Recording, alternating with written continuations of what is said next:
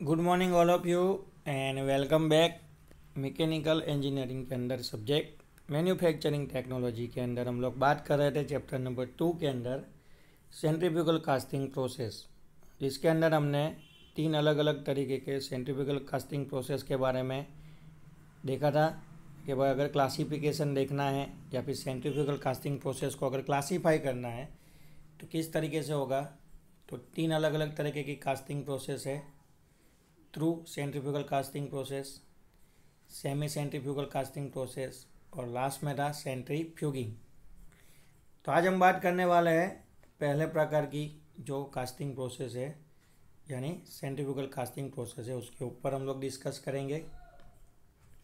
नाम है उसका through centrifugal casting process. Clear है। पहला तरीका है सेंट्रीफ्यूगल कास्टिंग प्रोसेस का through centrifugal casting process. An important feature of the true centrifugal casting is that the axis of rotation of the mold and that of the casting are the same. इसका मतलब क्या हुआ कि आप जिस component का casting करना चाहते हो उसका सेंटर एक्सिस और सेंट्रीफ्यूगल कास्टिंग के अंदर जो मोल्ड रोटेट होगा है ना, मोल्ड का जो रोटेशन हो रहा है उस रोटेशन की जो सेंटर एक्सिस है दोनों सेम होंगी, यानी रोटेशन की सेंटर एक्सिस और जो कंपोनेंट बनने वाला है उसकी सेंटर एक्सिस दोनों सेम होंगी। Also there is no need to central core for producing the central hall. इस कास्टिंग प्रोसेस में यानी कि थ्रू सेंट्रीफ्यूगल कास्टिंग प्रोसेस से अगर हमको कंपोनेंट के सेंटर में अगर कैविटी या फिर हॉल क्रिएट करना है तो बीच में किसी भी तरह की कोर रखने की ज़रूरत नहीं है या फिर कोर की रिक्वायरमेंट नहीं है। क्लियर, अपने आप ही बीच में सेंटर में कैविटी या हॉल क्रिएट हो जाएगा। The axis of rotation of the mould में be horizontal, vertical, inclined at any suitable angle. जब हम लोग रोटेशन करेंगे या फिर रोटेशनल मोशन प्रोवाइड करेंगे किसको, मोल्ड को, तो उस टाइम पे मोल्ड की जो रोटेशनल एक्सिस है वो हॉरिजॉन्टल भी हो सकती है, वर्टिकल भी हो सकती है और कुछ एंगल पे इंक्लाइन भी हो सकती है। वो हमारी रिक्वायरमेंट के ऊपर डिपेंडेंट है। During the operation moulding flask is properly rammed with the sand to confirm to the outer counter of the casting to be made. जब हम लोग सेंट्रीफ्यूगल कास्टिंग ऑपरेशन को परफॉर्म करेंगे या फिर इस ऑपरेशन को स्टार्ट करेंगे तो इसका जो मोल्डिंग फ्लास्क हम लोग बनाएंगे तो मोल्डिंग फ्लास्क के अंदर हमने जो रेत डाला हुआ है, जो सैंड डाला हुआ है, उसको प्रॉपरली क्या करेंगे, रैम्ड करेंगे, यानी दबा के डेंसिटी के साथ फिलअप करेंगे to confirm the outer counter of the casting to be made. Confirm करेंगे सैंड को रैम्ड करके कि जिससे बाहर का जो काउंटर शेप है कास्टिंग का वो इजीली बन सके। The flask is then dynamically balanced. जो फ्लास्क रेडी हो जाएगा उसको डायनेमिकली बैलेंस करना है to reduce undesirable vibration during the process. अब डायनेमिकली बैलेंस कैसे करेंगे, तो डायनेमिकली बैलेंस करना क्यों है, क्योंकि ये जो पूरा फ्लास्क है ना इसको अभी हम लोग क्या करेंगे, सेंट्रीफ्यूगल कास्टिंग मशीन पे रख के इसको घुमाना है, रोटेशनल मोशन में रोटेट करवाना है। और जब भी कंपोनेंट घूमता है तो अगर वो अनबैलेंस होगा तो उसके ऊपर अनइवन सेंट्रीफ्यूगल फोर्स लगेंगे जिससे उसके अंदर अनडिज़ायरेबल वाइब्रेशन क्रिएट होगा जो हमारी प्रोसेस को नुकसान पहुंचा सकता है। क्लियर, इसके लिए उसको थोड़ा डायनेमिकली बैलेंस कर देना है।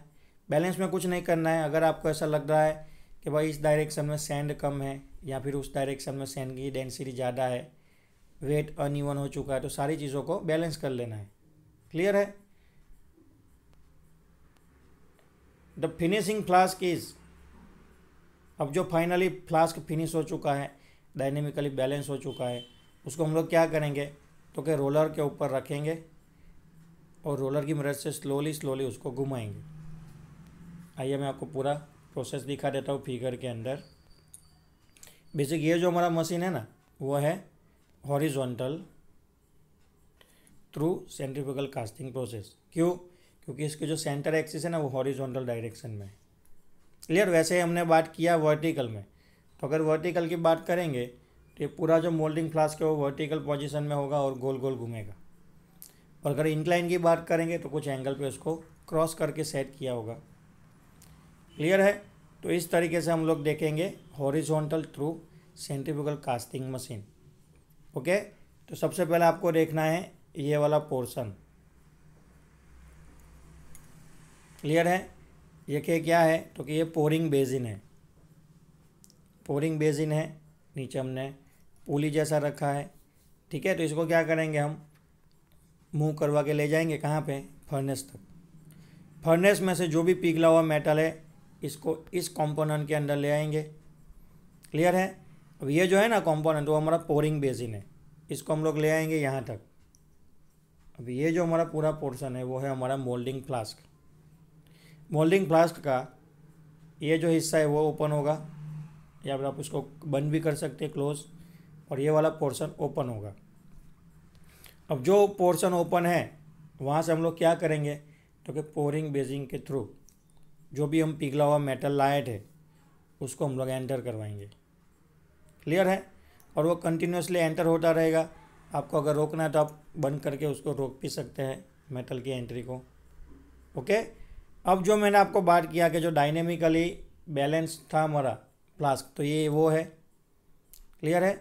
इसको हमने पहले बाहर अलग तरीके से मशीन से थोड़ा अलग करके पूरा मोल्डिंग फ्लास्क रेडी कर लिया था। अंदर सैंड को रैम्ड कर दिया, बैलेंसिंग कर दिया, जो शेप लाना था उस तरीके से सारा कैविटी क्रिएट कर लिया है। ओके। अब पूरा रेडी हो चुका है। हमको क्या करना है उसको, तो कि यहाँ पे 2 व्हील रखे हुए हैं, एक व्हील यहाँ पे है, एक व्हील यहाँ पे है। इसको बोला जाता है रोलर। क्लियर। दूसरे 2 रोलर होंगे सामने की ओर। क्लियर है। जैसे यहाँ पे है ना वैसे ही दूसरी तरफ 2 और रोलर होंगे, यानी 4 रोलर की असेंबली होगी। उसके ऊपर हमको पूरा मोल्डिंग फ्लास्क रख देना है। ओके। अब ये जो रोलर है उसको रोटेशनल मोशन देना पड़ेगा, तो उसकी मैकेनिज्म कौन सी है, तो देखिए ये जो शाफ्ट जा रहा है ना वो व्हील के साथ कनेक्ट हो रहा है। इसके पीछे एक और शाफ्ट होगा जो पीछे वाले ये 2 व्हील है ना उसके साथ कनेक्टेड होगा।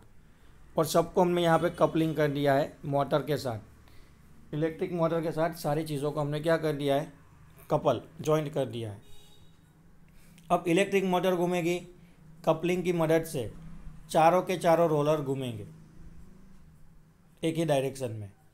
ठीक है। और उस रोलर के ऊपर हमने क्या किया है, हमारा सर्कुलर शेप में जो भी मोल्डिंग फ्लास्क था उसको हमने रख दिया है। ओके। अब जब भी रोलर घूमेगा, रोलर के साथ ये जो हमारा मोल्डिंग फ्लास्क है ना वो भी घूमेगा, या तो क्लॉकवाइज घूमेगा या तो एंटी क्लॉकवाइज घूमेगा। वो अपने ऊपर डिपेंडेंट है हमने कैसे मैकेनिज्म को सेट किया है। अब हमको क्या करना है, इसको रख देना है, मोटर को चालू करना है, slowly slowly moulding flask roller की मदद से घूमेगा। ओके। थोड़ा समय हो जाए उसके बाद हमको क्या करना है, तो यहाँ पे पोरिंग बेसिन को खोलना है, पोरिंग बेसिन को खोलना है और यहाँ से मोल्टन मेटल को फ्लास्क के अंदर एंटर करवाना है। जैसे ही मोल्टन मेटल फ्लास्क के अंदर एंटर होगा तो उस लिक्विड पे भी क्या लगेगा, सेंट्रीफ्यूगल फोर्स लगेगा, जिसके कारण पूरा लिक्विड मेटल मोल्डिंग फ्लास्क की अंदर की जो बॉर्डर है ना वहाँ पे चला जाएगा। क्लियर। अभी भी मोल्डिंग फ्लास्क घूम रहा है, तो सेंट्रीफ्यूगल फोर्स की वजह से, देखिए मैं आपको दिखाता हूँ कि सपोज ये हमारा मोल्डिंग फ्लास्क का हिस्सा है, तो सेंट्रीफ्यूगल फोर्स की वजह से जो भी मोल्टन मेटल होगा ना वो पहले सेंटर में था यहाँ पे। क्लियर है। तो वो जो सेंटर में था, यहाँ पे जो सेंटर में था वो सेंट्रीफ्यूगल फोर्स की वजह से आउटर डायरेक्शन में चला जाएगा, बाहर की ओर। और अभी भी फ्लास्क घूम रहा है, रोटेशनल मोशन दे रहे हैं, तो जो भी मेटल है ना अभी वो इस बॉर्डर पे डिपॉजिट होने लगेगा अंदर की ओर।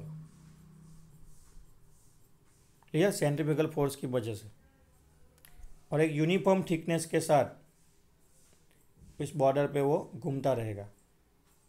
और स्लोली स्लोली क्या होता जाएगा, तो कि स्लोली स्लोली वो ठंडा होता जाएगा। ठंडा यानी सॉलिडिफिकेशन। अभी भी फ्लास्क घूम रहा है, फ्लास्क घूमे ही जा रहा है, घूमे ही जा रहा है। बॉर्डर पे जो भी मटेरियल जमा हुआ है वो ठंडा होके सॉलिडिफाई होके अपना शेप जमा रहा है। ठीक है, फाइनली प्रोसेस ख़त्म हो गया।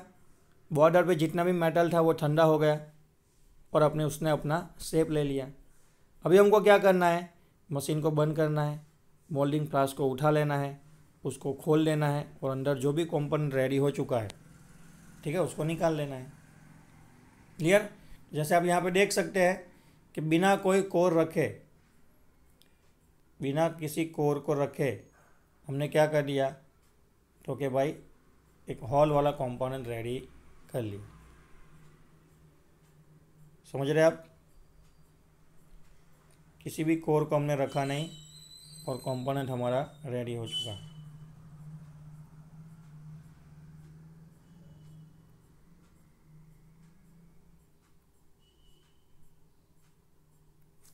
क्लियर है? तो इस तरीके से सेंट्रीफ्यूगल कास्टिंग प्रोसेस से हम लोग बिना कोर को यूज़ किए हॉल वाले कंपोनेंट या फिर हॉलो कंपोनेंट है उसको कास्टिंग कर सकते हैं। क्लियर है? चलिए कुछ स्पेशलिटी देख लेते हैं। The molten metal is poured into the revolving mould, है ना, रिवॉल्विंग मोल्ड के थ्रू मोल्टन मेटल पोर होगा सेंटर से।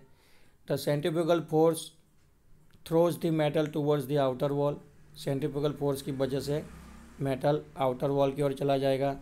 The amount of the metal poured determines the thickness of the casting, जितना अमाउंट में आप मटेरियल एंटर करवाओगे उतना मटेरियल बॉर्डर पे जाके आउटर वॉल पे जाके जमेगा और जम के यानी वहाँ पे जमा होके कंपोनेंट को थिकनेस प्रोवाइड करेगा। ज़्यादा मटेरियल होगा तो ज़्यादा थिकनेस वाला कंपोनेंट रेडी होगा। After pouring is completed the mould is rotated at its original speed. पहले हमने इसको स्लोली घुमाया था। जैसे आपने पूरा मटेरियल या फिर आपने जो क्वांटिटी डिसाइड किया था वो मटेरियल अंदर एंटर हो चुका है, तो फिर क्या करना है, पोरिंग बेसिन को बंद कर देना है और उसके बाद पूरे मोल्ड को उसकी ओरिजिनल स्पीड पे घुमाना है।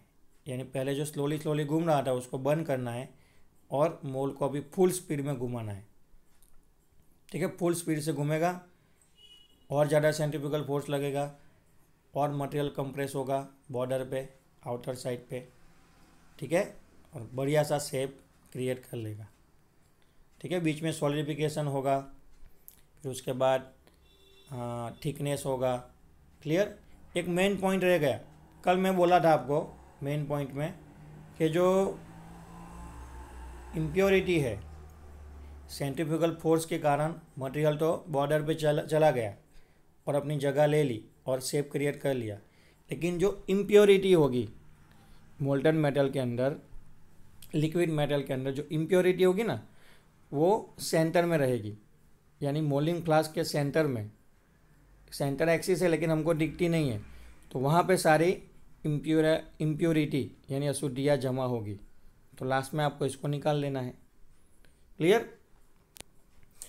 This method is use to cast hollow cylindrical object such as hollow pipe, gun barrel, liner bushes etc. जितने भी हॉलो कंपोनेंट होंगे, हॉलो सिलिंड्रिकल टाइप के कंपोनेंट होंगे, पाइप से है, गन का जो बैरल होता है, गन का जो नली आता है ना पाइप जैसा, गन बैरल है। ठीक है, फिर लाइनर बुशीस है, लाइनर बुशीस यानी ब्रेक लाइनर होते हैं उसके जो बुशीस होते हैं, तो सारी चीज़ें आप सेंट्रीफ्यूगल कास्टिंग से बना सकते हैं। सिंपली आपको क्या याद रखना है, तो कि भाई सर्कुलर शेप में कंपोनेंट होना चाहिए, हॉलो होना चाहिए, पाइप जैसा कंस्ट्रक्शन होना चाहिए, तो सारे कंपोनेंट ऐसे हम लोग सेंट्रीफ्यूगल कास्टिंग से बना पाएंगे। क्लियर है? अब बात करेंगे हम लोग कूलिंग की, कि जो लास्ट में सॉलिडिफिकेशन होता है और कंपोनेंट लिक्विड से सॉलिड में यानी मोल्टन मेटल लिक्विड से सॉलिड में कन्वर्ट होकर शेप क्रिएट करता है अथवा शेप ले लेता है, तो वो कूलिंग की वजह से होता है। तो देखिए सेंट्रीफ्यूगल कास्टिंग से हवा का जो आना जाना है उससे तो कंपोनेंट ठंडा होगा, लेकिन उसमें टाइम लगेगा। अगर आप चाहते हैं कि आपको कंपोनेंट को क्विकली ठंडा करना है, ठीक है, तो आप जो भी मोल है उसके ऊपर पानी भी छिड़क सकते हैं। यानी आपको मोल की आउटर सरफेस के ऊपर पानी छिड़कना है, वाटर को सप्लाई करना है, ठीक है, तो उससे भी क्विक सॉलिडिफिकेशन हो जाएगा और प्रोसेस थोड़ा और स्पीड ले लेगा। क्लियर? तो आप और ज़्यादा कंपोनेंट है वो बना सकते हैं, जिसको आप बोलते हैं प्रोडक्शन रेट, क्योंकि जितना फटाफट ठंडा होगा कंपोनेंट उतना फटाफट प्रोसेस होगा और उतने ज़्यादा कंपोनेंट हम लोग प्रोड्यूस कर पाएंगे। तो ये हो गया हमारा आज का process through centrifugal casting process. उसमें मैंने आपको horizontal through centrifugal casting machine के बारे में सारी चीज़ें बता दी गई है, ठीक है, किस तरीके से वर्क होता है, किस तरीके से प्रोसेस होता है और कौन सी एप्लीकेशन है वो। तो आप इसको क्लास नोट में नोट डाउन कर लीजिए। जो भी ये फिगर दिया गया है इसको अच्छे से प्रिपेयर कर लीजिए, बना लीजिए। ओके, मिलते हैं नेक्स्ट लेक्चर में और इसी एक और प्रोसेस को, यानी सेंट्रीफ्यूगल कास्टिंग की दूसरी जो प्रोसेस है सेमी सेंट्रीफ्यूगल कास्टिंग, उसको हम लोग कंटिन्यूस करेंगे। तब तक के लिए थैंक यू।